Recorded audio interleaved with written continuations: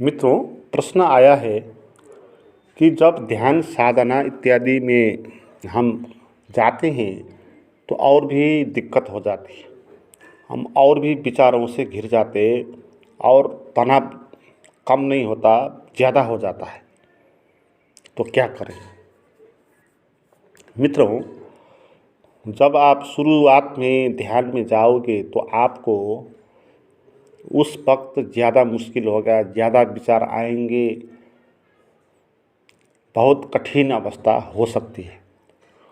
इसको अध्यात्म में dark night of the soul बोला गया। ये आत्मा की अंधकार रातें होती हैं। इससे पहले कि आपको सुबह हो जाए, पहले घोर अंधकार से भी गुजरना होगा, तभी सुबह आएगा। जो भी मित्र ध्यान साधना करते हैं, अध्यात्म में आगे बढ़ना चाहते हैं, हर एक को एक अंधकार रात्रि से गुजरना होगा। उसी अंधकार रात्रि के बाद वो सुबह आएगा। तो इसके लिए आप सभी लोग मानसिक रूप से तैयार हो जाइए कि आपको ऐसे अंधकार रात्रि का अनुभव होगा। ये बात आप मुझे पहले ही सुन ले और इसके प्रति सावधान हो जाएं और समझ लें क्यों ऐसा होता है। ऐसा क्यों होता है कि जब हम ध्यान नहीं करते, जो आदमी ध्यान नहीं करता वह अकेले नहीं बैठता, अपने भीतर नहीं देखता, उस आदमी को मालूम नहीं होता कि उसके भीतर क्या क्या है। उसके अचेतन में छिपा है ना, वो छिपा तो रहता है मगर उसको मालूम नहीं होगा, क्योंकि वो अकेला तो बैठता नहीं, लोगों के बीच में बातचीत करता, तो भीतर क्या है उसको, उसके प्रति वो बेहोश होता है ना। अकेला हो गया, कहीं पर भी फिल्म देख लेता तो उस कहानी में वो भूल जाता, फिर भीतर उसके अचेतन में क्या है उसके प्रति बेहोश हो जाता। इसीलिए लोग अकेला बैठ नहीं सकते, घबरा जाते। जो लोग भय, भूत प्रेत का भय बोलते हैं ना, वो असल में वही भय है, उनके भीतर ही है भूत प्रेत, उनके अचेतन में ही है बहुत सारे भय, बहुत सारी तनाव, चिंता, दमन, रिग्रेशन है ना। अचेतन मन में बहुत सारी चीज़ हमने दबाई है। तो जब आप अकेले बैठोगे तो फिर क्या हो जाएगा कि वो भीतर का अचेतन का कचरा वो दिखाई पड़ जाएगा। तो वो दिखाई पड़ने के कारण लोग घबरा जाते हैं। तो इसलिए लोग अकेले नहीं बैठते। आप देखें, लोग अकेला बैठना नहीं चाहते, कारण यही।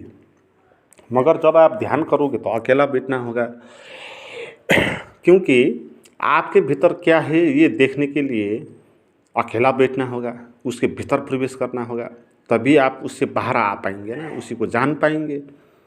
जब आप शुरुआत में ध्यान में बैठेंगे तब क्या हो जाएगा, जो आप और काम में भूलते थे तो वो काम से आप छुट्टी ले लेंगे और आपका पूरा ध्यान आपके मन के पास आ जाएगा।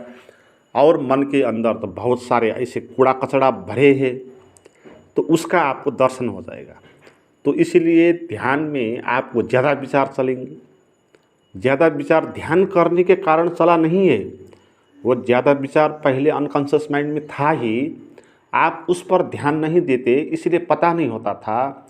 मगर ध्यान करते वक्त आपको वो सब चीज़ें अब दिखाई पड़ गई, इसीलिए आपको मुश्किल हो गया। ऐसी बात तो हो नहीं सकती ना कि जैसे आपने ध्यान कर लिया और एकांत में बैठ गए तो आपने कुछ पाप कर लिया, तो ईश्वर ने आपको फिर ज़्यादा तनाव दे दिया, या आपके पास तनाव नहीं था पहले और आपने ध्यान किया तो आपका और ज़्यादा तनाव हो गया। इस तरह का नहीं हो सकता ना। तनाव, चिंता, विचार, जो कुछ भी आपको महसूस होता है ना, एक बात समझ ले कि वो आपके भीतर ही था। किसी दूसरे को दोष नहीं देना है। अगर भीतर नहीं होता तो कैसे दिखाई पड़ता भाई? नहीं, बाहर से तो नहीं आता। ठीक है, तो ध्यान के कारण ज़्यादा विचार आ गया, ये आप समझेंगे तो गलत है। ध्यान के कारण ज़्यादा कैसे आएंगे? जितना है उतना ही आएगा। और ये अच्छी बात है, छिपने के बजाय वो दिखाई पड़ जाए, है ना। छिपने के बजाय वो दिखाई पड़ जाए, क्योंकि छिपेगा तो बड़ा होता जाएगा और और जटिल होता जाएगा और आप बेहोश पे पड़े ही रहेंगे। और दिखाई पड़ गया तो कठिन तो होगा प्रारंभ में, मगर उसको सहना है, उसको देखना है, उसको जानना है, उसके अंदर घुसना है। तो कठिन होगा तो फिर भी क्या होगा कि वो उसके प्रति जागने से वो कम हो जाएगा ना, वो बाहर आ जाएगा आपका। आपके भीतर बहुत सारी ऐसी बात है, जैसे आपके भीतर आपके पैर में एक कांटा घुसा है ना, तो एक सुई चुभी है, तो उसको निकालना है। तो उसको निकालने पर चोट तो आपको होगी, है ना। ऑपरेशन करेंगे तो चोट तो होगी, मगर वो चोट इसलिए है कि ताकि आपको वो बड़ा जो चोट दे रहा है भीतर उसको निकाल ले। ऐसी ही बात है, ध्यान में आपको चोट का महसूस होगा, इसलिए होगा ताकि आपका जो खास भीतर का जड़ है उसको बाहर निकाल के फेंक सके। तो मित्रों, ये dark night of the soul जिसको बुला गया, ये यही बात है। हर एक ध्यानी या ज्ञानी को जब अकेले बैठेंगे, अपने भीतर प्रवेश करेंगे, तो पहले कूड़ा कचड़ा दिखाई पड़ेगा, ठीक है। बाहर बाहर की चीज़ें है वो सब। जैसे हम ज़मीन से जल निकालते हैं ना, तो खोदना पड़ता है, तो पहले पहले क्या आता है, मिट्टी आता है, पत्थर आता है, फिर नीचे जाएंगे, फिर नीचे जाएंगे तो थोड़ा थोड़ा फिर वो रेत आता है, तो फिर गीला मिट्टी दिखाई पड़ता है, फिर और गहरे जाएंगे तो फिर पानी का स्रोत दिखाई पड़ जाता है। और एक बार जब पानी का स्रोत तक आप पहुंच गए तो फिर पानी ऊपर आ जाएगा, है ना, फिर आप पानी पानी हो जाओगे। मगर पानी से पहले, पानी मिलने से पहले आपको ये चीज़ें अनुभव में आएगी, कूड़ा कचड़ा आपको दिखाई पड़ेगा। तो इसमें घबराना नहीं है, इसको इस तरह लेना है कि मेरी ये साधना है, साधना में ऐसा होता है, ऐसे होना भी चाहिए, क्योंकि भीतर है तो वो दिखे। आपको बहुत विचार आ रहे हैं, ज़्यादा विचार आ रहे हैं, तो आप ये समझ ले इसीलिए आ रहे हैं कि वो भीतर थे आपके।